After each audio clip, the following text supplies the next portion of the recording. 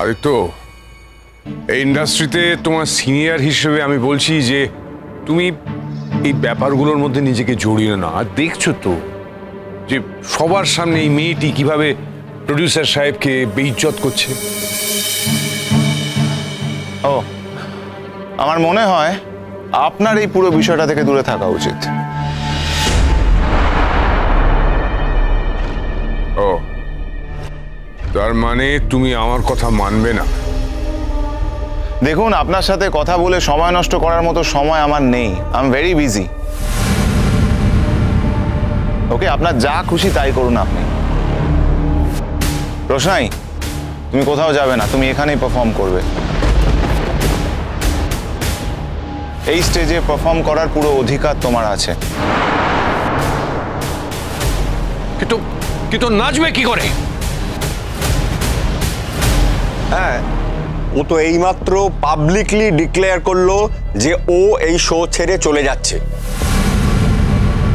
এরপরে তো এই শোতেও কখনোই ফিরতে পারে না। তাই নাকি? ওকে, দেখা যাক। অদিতি, অদিতি প্লিজ এসো। কে আসছে বলো তো? কি জানি কি হচ্ছে, কিছুই বুঝতে পারছি না।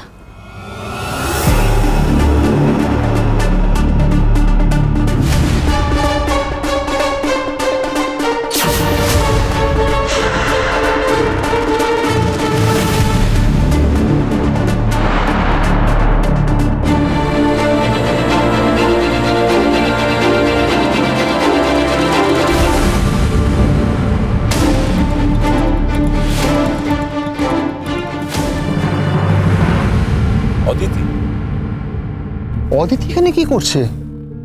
আদিত্যকে ওকে ডেকেছে। ম্যাম, আপনি এখানে? হ্যাঁ, উনি এখানে স্পেশালি আপনার সাথে দেখা করার জন্য উনি এখানে এসেছেন।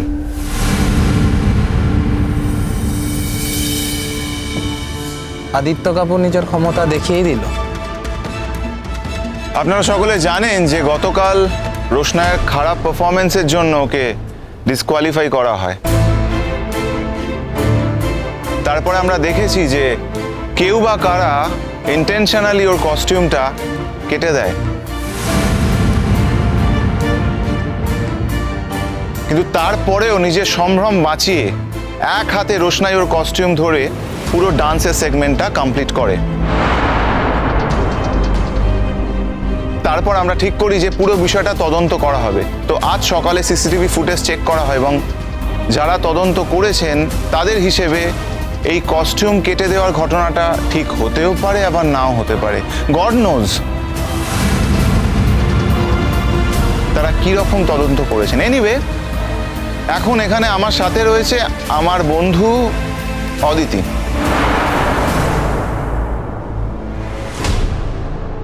উনি হলেন এই প্রোগ্রামের, এই চ্যানেলের হেড।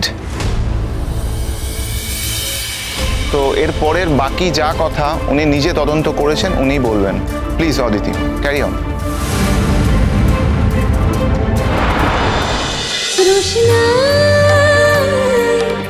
রোশনাই সোম থেকে রবি প্রতিদিন রাত 10টায় স্টার জলসায় ও ডিজনি প্লাস হটস্টারে।